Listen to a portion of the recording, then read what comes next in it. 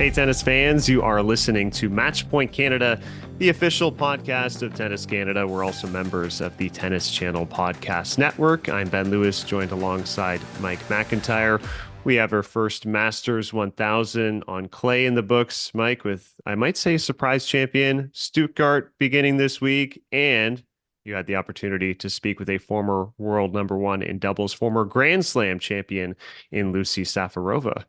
Yeah, and someone who always excelled on the clay courts as well. So I feel like a really timely moment to have her back on the podcast. We spoke with her, I believe it was 3 or 4 years ago now. So time really flies. That was around like the beginning of COVID.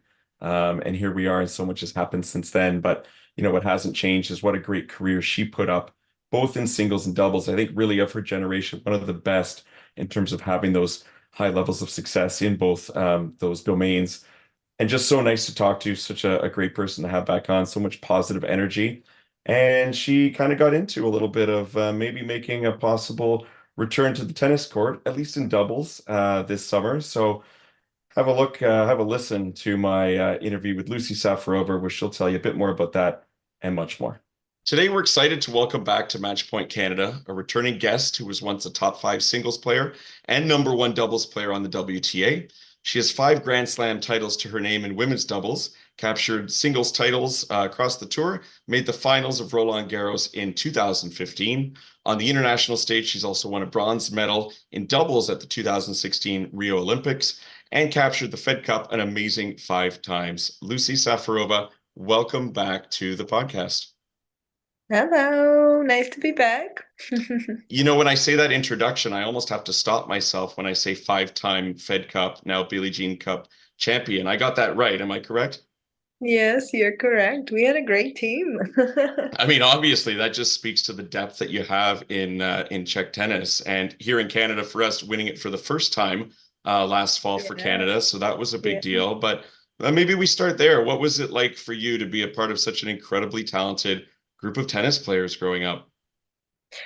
Obviously amazing. And the generation is still like we have lots of young ones coming up. So it's really nice to see that tennis is really a big sport in Czech. And I think it's an amazing sport.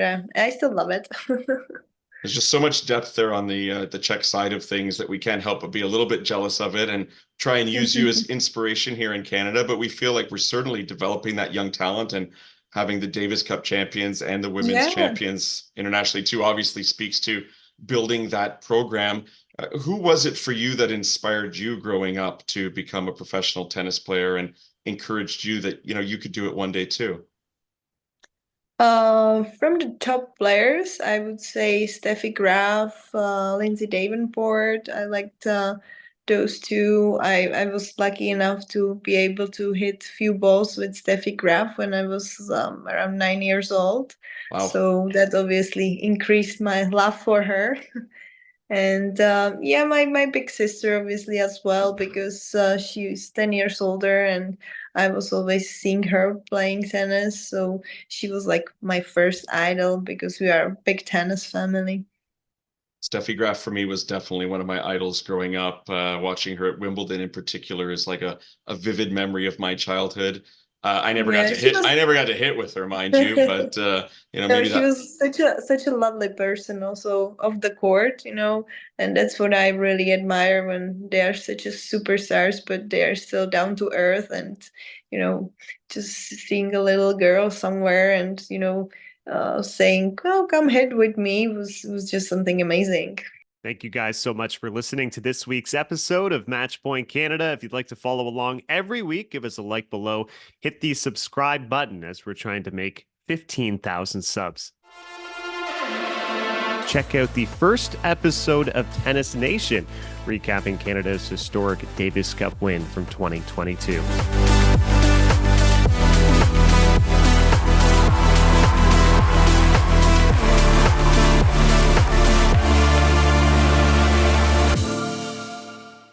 I speak to all of the current players quite regularly, but when I speak to a former player, like someone I looked up to as a kid, it still gives me kind of goosebumps. Like I still feel like I'm talking like I'm a kid again. You know what I mean? Yeah. All the memories are coming back. Yeah, That's it. I That's it. understand. Yeah. Now you're on the retired side of things as well, and I can't believe it's already been almost 5 years since you officially hung up the racket at Roland Garros in 2019. Does it feel like it's been that long for you? And how has No, retirement been these past few years? not at all, actually. I when someone says that, I'm like, it's been really that long, and it feels like yesterday almost. I wouldn't say yesterday, but I wouldn't consider it 5 years. And obviously, it's been busy because I had two kids. I had Thalia, she turned 4 in December now, and we have Ollie, who's turning in May too. So it's been Congratulations. super busy, and I'm very happy to have my family. And Leah's playing already a little tennis with my grandpa's with my dad, so her grandpa, and yeah, we're having fun hitting a little balls on the parking lot and with a little net. And yeah, I'm just happy that she's doing sports and that she's active like that. You seem like you're in a really good place. You seem really happy, and it's fun getting the kids out there. I can imagine as a former tennis player as well, extra motivation. But even for me, getting my kids out in the backyard and hitting a few balls with them is so much fun just to see that enjoyment and try and get them to enjoy the sport. Would you ever want your kids to grow up and try and choose a similar path to you or your husband, Thomas, who was a professional hockey player, a professional Yeah. athlete as well? I mean, I obviously get a lot of these questions from people around, especially like Leah being a girl. So it's like, is she gonna play tennis? And Oli being a boy, is she gonna be a hockey player? Is he gonna be a hockey player? So, well, we see. I'm leaving it totally up to them. I just want them to both do sports because we are obviously. Sports family and we love to do all kinds of sports, so I want them to join our lifestyle and have the love for any kind of sport. And if she is good and if she chooses that she wants to go the way to try being a pro, I would help her, but I definitely will not push her to go that way because I know it's a tough road, and there are a lot of ups and downs, and it's not easy.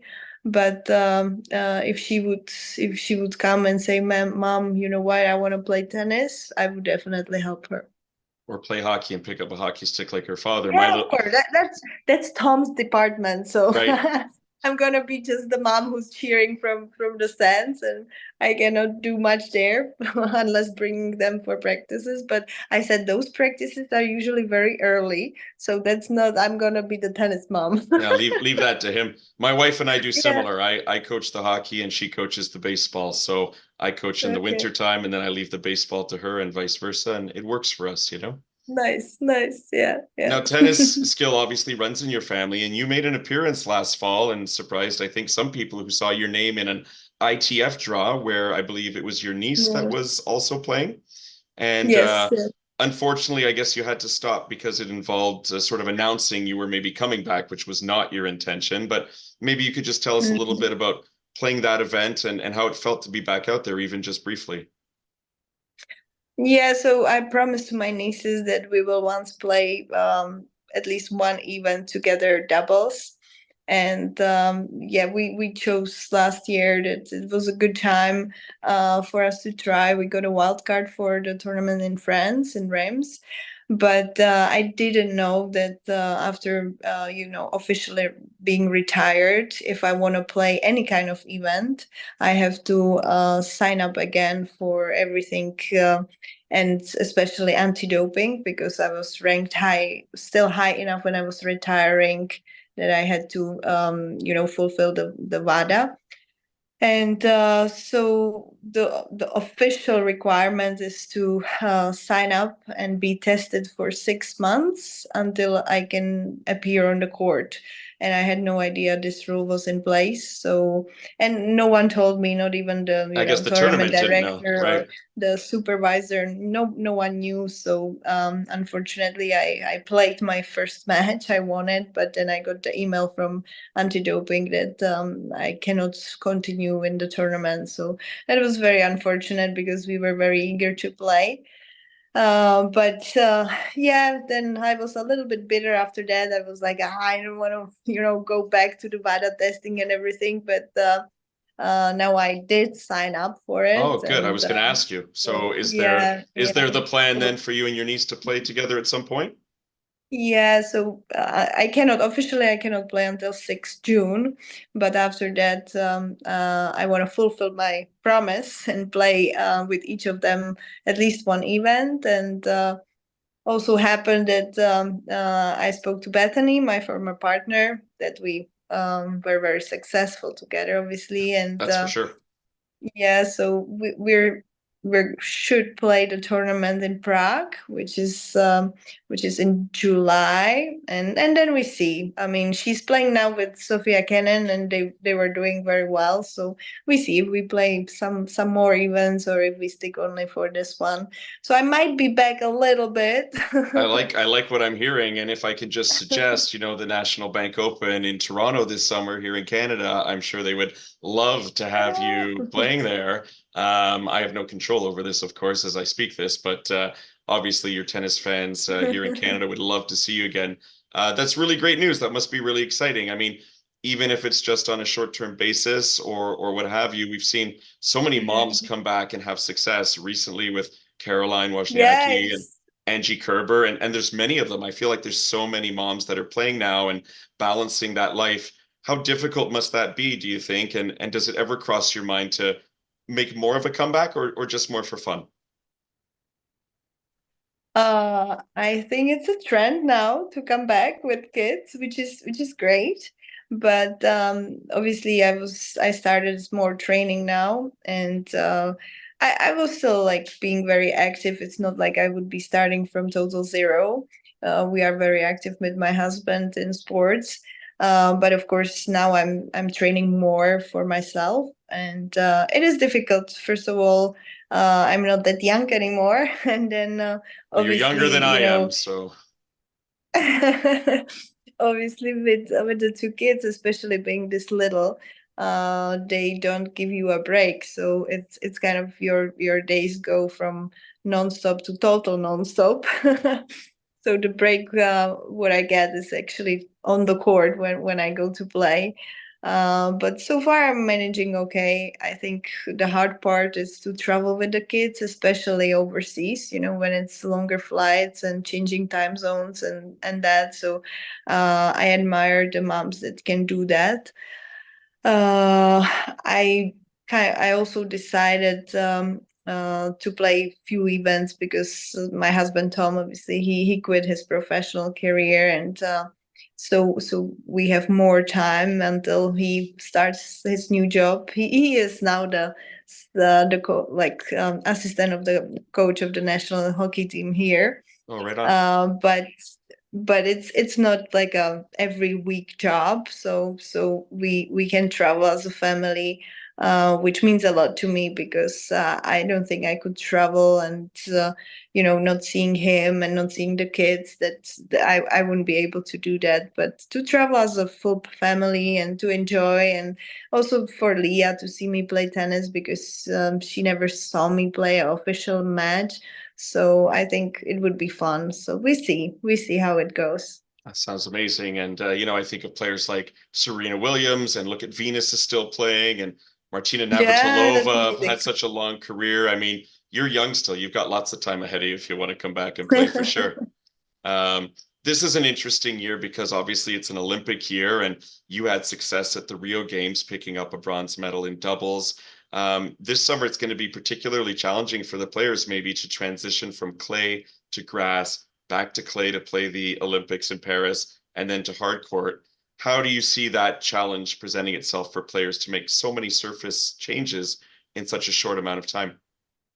Well, obviously it's not easy. It can cause injuries, but I think there is still like, a little time. It's not like I don't think the Olympics there is a week before or in between, no. Yes. So I think there is a little time, and I think in Paris the Olympics will be very special and amazing. So as London was, and they are very organized, I think, as well. So I think it will be great. For you, the Olympic Obviously, Games. Yeah, go ahead. Sorry.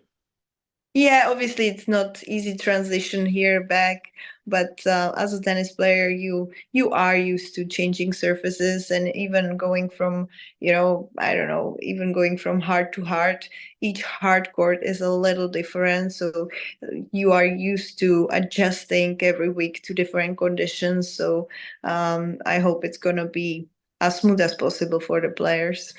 The Olympic Games are so interesting in tennis because we value or put a lot of emphasis on the four majors, the Grand Slams, and it's only once every 4 years. So for some players, they might only ever get one chance, even if they're lucky to make an Olympic Games. How does your Olympic experience sort of stay with you all these years later? And what importance did you give it in the overall career that you had? Well, to me, it was, on the same level as the Grand Slams. I know that for some tennis players, the Olympics doesn't mean so much, but for me, I was lucky enough to play three Olympics, and I always love to be part of that event. I think it's amazing to be in the village, to see all the athletes, to talk to them, I managed to see some of the friends to compete at the Olympics. So that's also a unique experience. And of course, to have the medal and to stand there and to be able to have the medal on your neck. I think it's a very special um experience, and I treasure it same as the Grand Slams. So for me it meant a lot.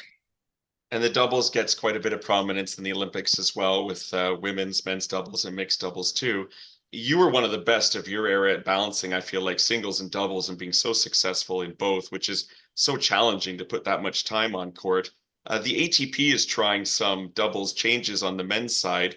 I'm sure you've probably heard about them in terms of trying to shorten the amount of time between points, having fans moving around even between the points, and allowing some players to get into doubles draws based on their singles rank instead of their doubles rank. I don't know if the WTA is going to follow suit and try them as well, but I was curious, as someone who played so much doubles and at the highest level possible, what do you think of those proposed changes as they try and sort of change the marketability, I guess, of the doubles game? Mhm. Well, I think, this is a question for tennis as a sport in general, because we have this huge disadvantage that the matches are not run on time, but on points, right? So you don't know if the match will be 1 hour or 3 hours, which makes a huge disadvantage for the TV, for the fans. You don't know when your player is playing, not even a day, maybe sometimes, if it's Monday or Tuesday. Sometimes it's the first round is run on 3 days. So yeah, and obviously still in tennis to sit quiet, not being able for the fans to talk and to have more fun on the events is, well, I think we are one of the few sports to have that. And I personally, I wouldn't mind if tennis would do some changes, but obviously it's tough to change fully the scoring, because this is how our sport is, and it would change the dynamic completely. But I think I think we should do some changes. Otherwise, all the really young people, they like action. They like to have more fun, and for our sport to be so quiet and still so traditional, we might lose some of the young people who would like to play, maybe, or come to tournaments. So I wouldn't be opposed to some of the fun changes. Yeah, well said. I know I'm kind of rediscovering doubles now in my early 40s because it's a little bit easier on on the bodies. So, Yeah, and yeah, and we love it here. I mean, at the tournament here, you get some great pairings. Some of the singles players, when they come to Canada, want to play the doubles too to get their hard court summer season going. Yeah, It's yeah. a great And I atmosphere. honestly, I think doubles is amazing. Like it's so much fun. There are a lot of fun exchanges, volleys or going back, and I think it's lacking a little bit of credit compared to the singles, which is a pity because if we look at the paddle tennis, which is huge in Europe, especially in Spain, it's mostly doubles, right? And there's almost no singles, and so why is it not like that in tennis? I don't know. It's just, I guess, going back from history, the singles was always meaning more, but doesn't mean that it's so much more fun. I completely agree with you. I wanted to ask you as we kind of wrap up about any Canadian memories you have from playing the National Bank Open. You did make the semifinals, I believe, once in singles and the quarters a couple of times. I think running into Serena Williams maybe on more than one occasion. And in doubles, Yeah. you won the doubles title in Toronto one year. Yeah, So what memories stick out for you in terms of playing in Canada and just the overall sort of vibe of being here in this country too? Oh, I love Canada. We were last year with Tom going back to Montreal, and I was lucky enough that the event was going on, so I went to see.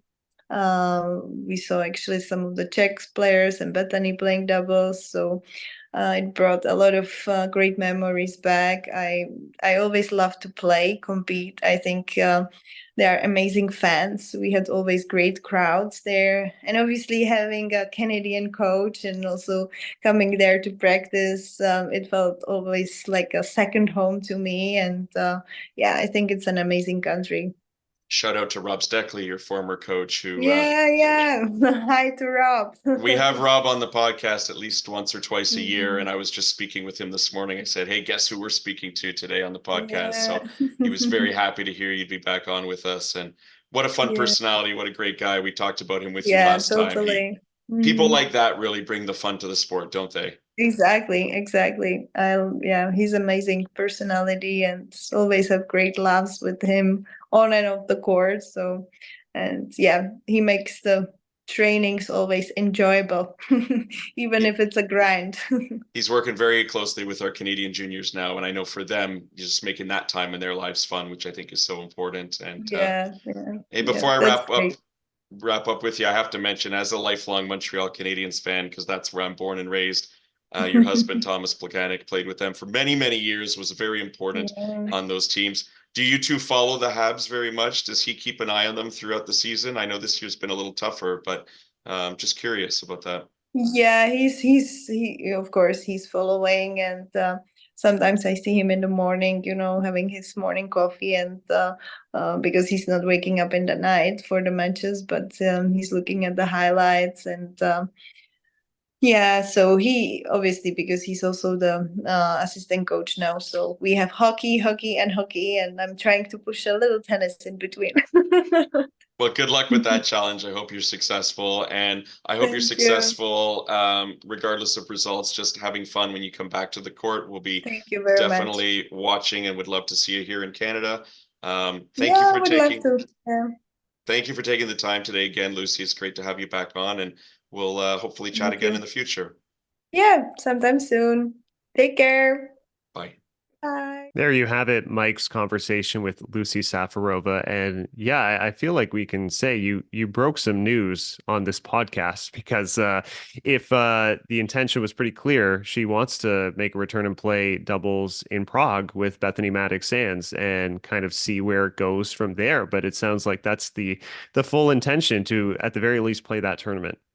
And it's interesting to me. I think really it's come out of the fact that she had committed to her niece, who's a talented young Mm-hmm. Czech player, to play doubles with her at some point. And how weird that last year when they got out there, she had to actually withdraw mid-tournament before they played their doubles, but after a singles match at a 25K ITF event, because WADA said she hadn't gone through a 6-month period of proving, her doping tests again. So she's gone through that now. She's going to play with her niece. And hey, at the same point, why not get back together with one of the other all-time, great doubles players of her generation, Bethany Maddox-Sands, who's still going strong and still a very talented doubles player. be a little interesting because she's really hit her stride with Sophia Kenin. So we'll have to be around that already existing commitment. But I love seeing these players come back and play.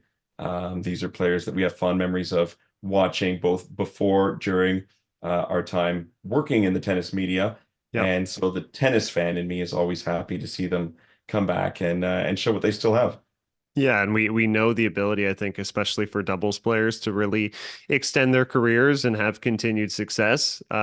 Not to suggest Safarova is planning a full extension of her career.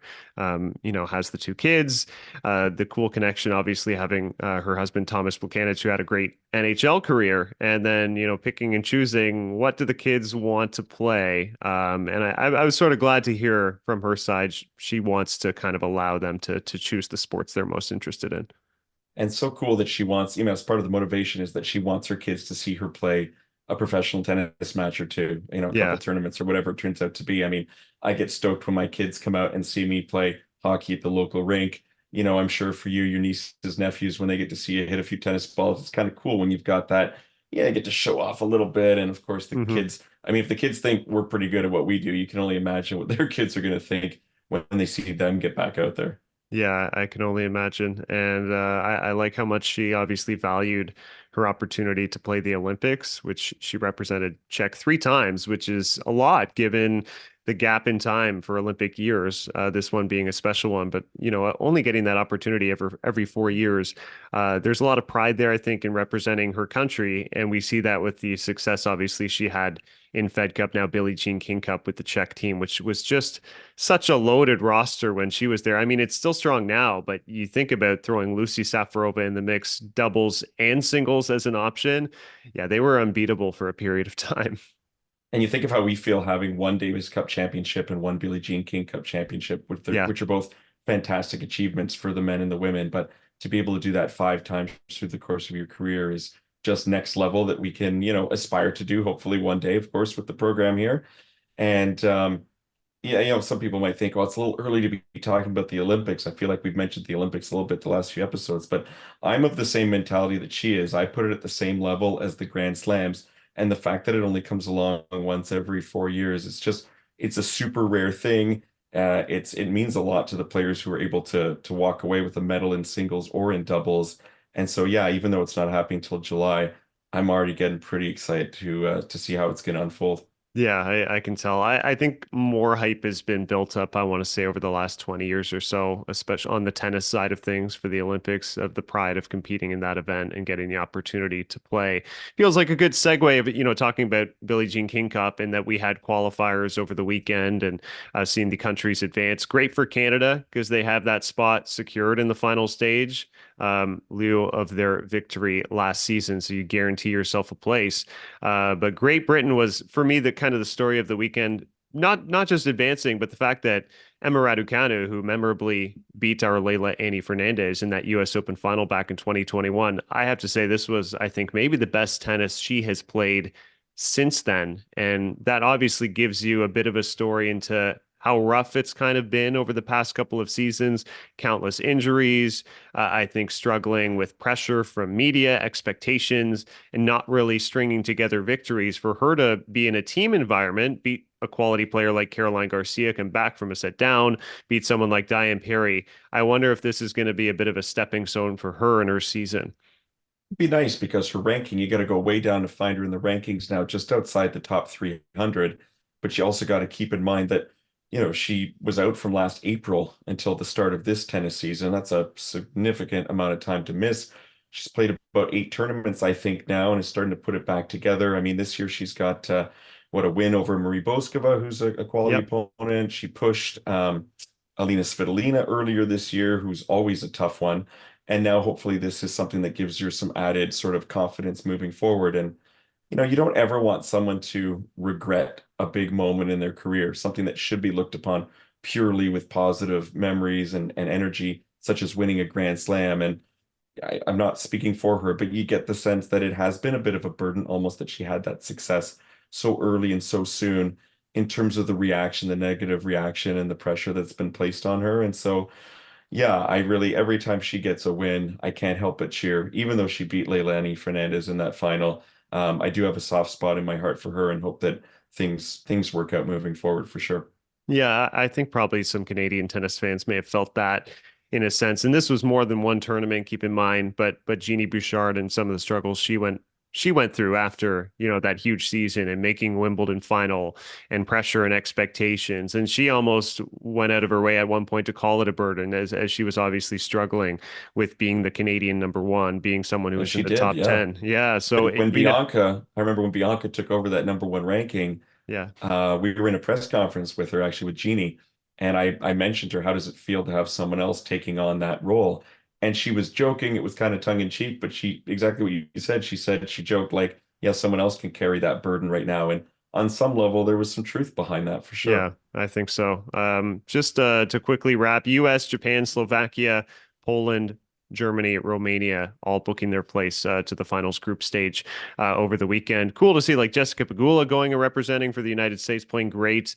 Iga Świątek getting it done for Poland, and Naomi Osaka with a couple big wins for Japan. So we had some superstar players go and compete for the qualifiers, getting their place there.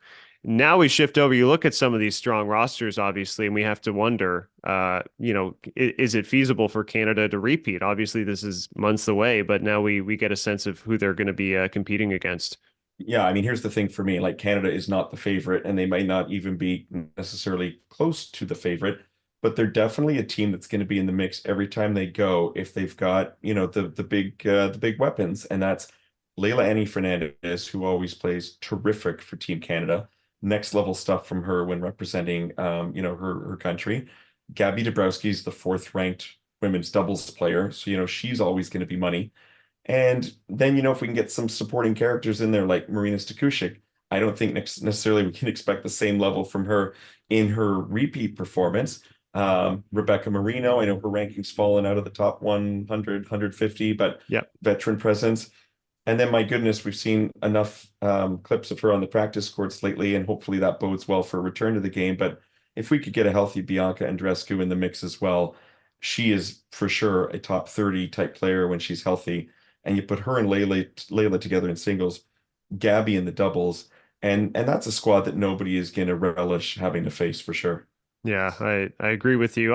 Honestly, if I look at all the countries, like you think the US should win this thing if they send everybody in terms of the depth of their roster. If you're bringing Coco Gauff and Bagula, and even those two as an option in doubles, I mean, you talk about someone like a Bethany Maddox-Sands, Sophia Kenin, like there are a lot of great players. Madison Keys, they have a lot of options at their disposal if they can, uh, get everybody there, which is always a question mark. You never really know depending on the schedule. And sometimes the WTA isn't the best with this, coordinating with the Billie Jean King Cup. If we talk a little more WTA before we shift over to the men's side, Stuttgart this week, it's a 500 level event. All of the top four are there. Iga Świątek, Arina Sabalenka, Coco Gauff, Elena Rybakina. Iga has won this title 2 times in a row. I have to say, though, just peeking at the draw, she falls in a section with Linda Noskova, who beat her in Australia, and Yelena Ostapenko is a potential matchup in there too. And she's 0-4 against her. So a tough draw for Iga, but it is on the clay. I like it because we've got like the top four contenders for Roland Garros, the top four Yeah. contenders for clay in general with those four players that you mentioned. And last year we had 1 versus 2 with Swiatek defeating Sabalenka in the finals. And it'd be great if we could see, I think, really any combination of those four players go head to head again. I just love the build up in the clay court season. The Aussie Open has such a short build up. Grass court a little bit more, lengthy, but no real 1,000 level tournaments. Mm-hmm. Even hard court in the summertime before the U.S. Open, you've got Canada and Cincy really as the big ones. Clay just seems to have so many big time events, and even the ones that aren't 1,000 level tournaments like this one, when you've got those four top players there, makes it seem bigger than it actually is. So one thing I got to give credit to the clay court season is it knows how to build to the culminating point there. Yeah, and especially Stuttgart just being a draw of 32 on the women's side, you get those kind of mouth-watering matchups really early in the tournament. Like I think I saw Raducanu against Kerber as a first-round match, which is awesome. So there's going to be plenty of those. Always get that on the women's side, which is great. And we'll see, can Iga three-peat there? Arina Sabalenka's lost 3 consecutive finals in Stuttgart as well. So we'll see if she can maybe break through. Speaking of breaking through, Monte Carlo Masters 1000 wrapping, and Stefanos Tsitsipas, now he's won this title 3 times, getting his first win of the season, defeated Casper Ruud in the final 6-1, 6-4. What a tournament, and absolutely the best tennis we've seen from Stefanos Tsitsipas, and I feel like maybe over a year. Yeah, Tsitsipas is a funny guy because he can go through stretches where it clicks. I mean, last summer he won in, what was it, Los Cabos. Yes. He had a pretty decent indoor season. Like I was going back and looking at what he did in the fall.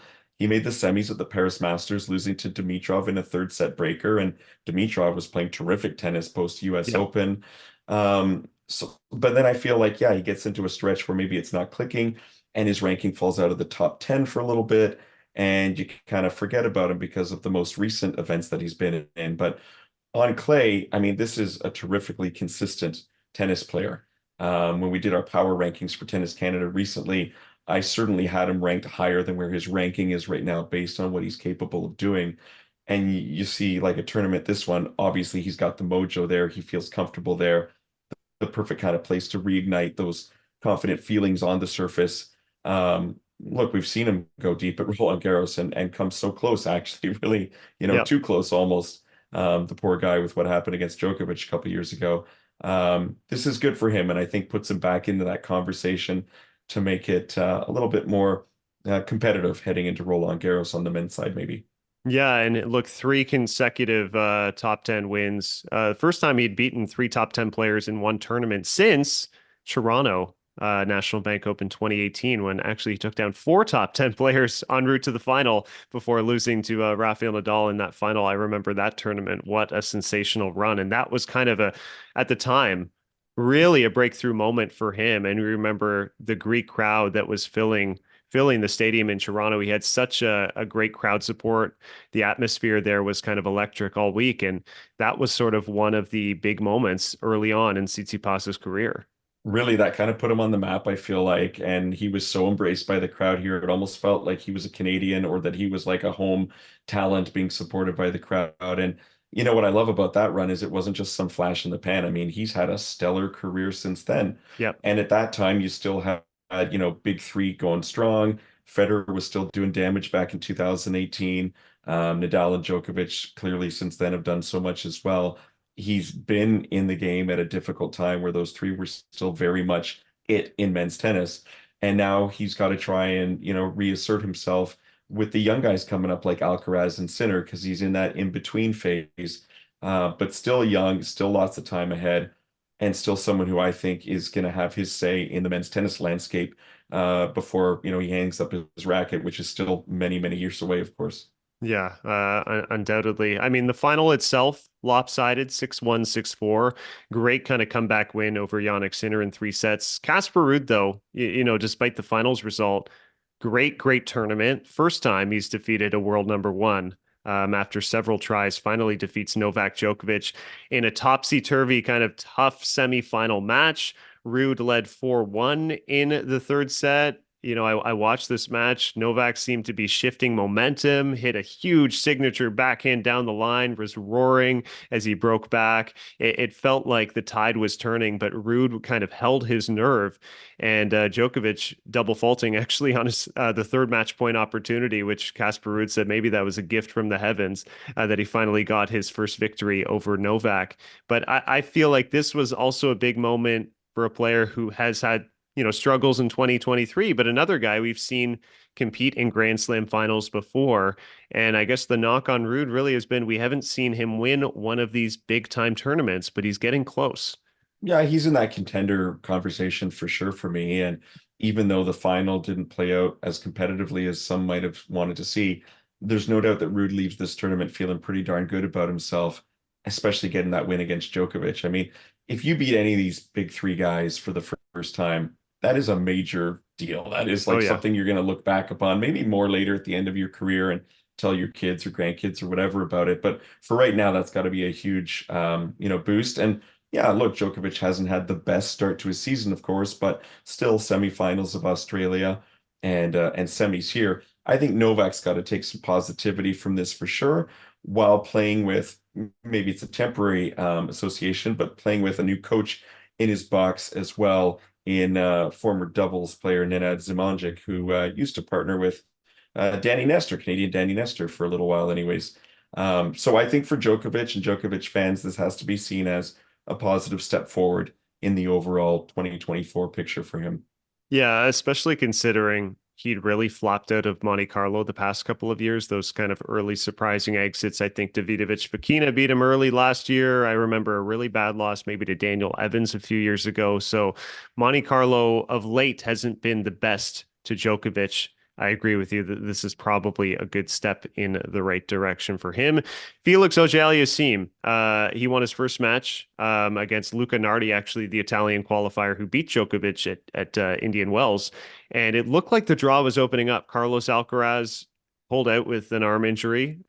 So suddenly he's facing lucky loser, another Italian, Lorenzo Sonego, who's, a good player. But I feel like we haven't seen Felix impose himself and beat one of these good quality players all season, and again was unable to do so, falling in the second round. If we could just put some of these clay courts indoors, maybe that would click for Felix. Maybe that's Maybe. what he just needs, the security blanket of the walls and the roof. I don't know, but I joke, but yeah, I want to see it click for him. He's so likable. He works so hard. He does so much good stuff off the tennis court. Um, but of course, none of that is going to go out there and get the wins for you. You got to go out there and battle and do that, and it's one-on-one at that point. And is he still working with Uncle Tony at all? Like, I don't feel like I've heard that name. You know what? It really just seems like to be Frederic Fontang, who's there in his box each and every week, and that consulting deal with Uncle Tony. Like, I haven't really seen Tony Nadal, his presence there at any tournament for Felix. Not that I've noticed all season. So maybe that's not even really an existing partnership right now. Yeah, it doesn't seem like it, and maybe we talk a little bit also about, speaking of Nadal, some big Yeah. news. I know it probably got you excited, it got me excited. I don't think any tennis fan couldn't have heard this and thought, oh, finally, are we actually going to see him? But he's slated to play in Barcelona as things look right now. Yeah, he is confirmed to play, and I think we had to hear the words directly from his mouth before we could actually report that Rafael Nadal is going to play, because he wanted to play Monte Carlo badly, but never confirmed that he would, and still didn't feel his body was ready, pulled out there. But he says his body is fit enough to give this one a go. I feel like this one is extra special, playing the Barcelona Open, obviously his home Spanish event. They have a court named after him there, Pista Rafa Nadal. He's a 12-time champion, and he'll open against the Italian Flavio Cobolli. Now, I will say, if you watched his press conference, I mean, someone asked for an injury update to get it going, and he said, I can't give you an injury update. The list is too long. So Mm. maybe we should kind of, and look at this tournament, go in with a grain of salt, realizing it's not a healthy, spry Rafael Nadal playing. It's unfortunate, I think, a legend maybe on his last legs. Yeah, I mean, it just kind of entered my head right now for the first time, and I'm not trying to get you down here, but is there any chance that this is a goodbye, that hey, my body is just not holding up and this is going to have to be it? Kind of, I think back to Wayne Gretzky when he decided to hang up his skates. He only told people with 2 games left in the regular season back in 1999, and he only got like 1 game at Madison Square Garden where the fans were standing for him. Could this be how Nadal chooses to do it? Maybe not in a best of 5 at Roland Garros, but in a best of 3, and says, goodbye to everybody at a place that was also very special to him, obviously. I have to say, I think he'll be so determined to drag his body over to Roland Garros, find a way to play that tournament one last time, regardless. But definitely, when we were hearing last summer suggestions, maybe 2024 may or may not be my final year. It's really hard to picture Rafa playing into 2025 in his current state. I will say that pretty definitively right now, at least.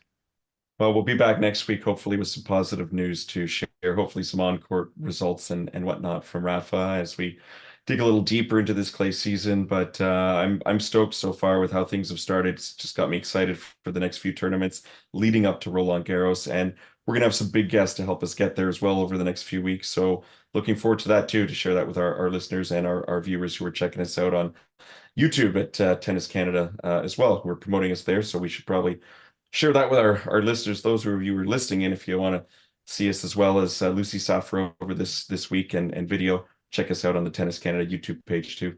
Yeah, guys, stay tuned. Also, happy belated birthday to Denis Shapovalov, who has turned 25. Guys, you've been listening to Matchpoint Canada. We will talk to you next time.